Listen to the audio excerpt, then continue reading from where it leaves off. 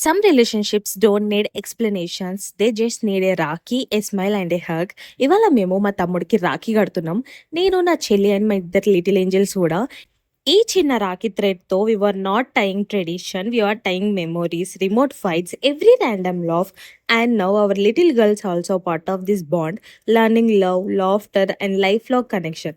Celebrate your తమ్ముడు, your akka, your bond, every single moment. Nani is not just our brother, he is our smile, our support, and sometimes our headache too. ఈ చిన్న థ్రెడ్‌లో so many emotions ఉంటాయి. ప్రేమ, care, protection and years of crazy memories.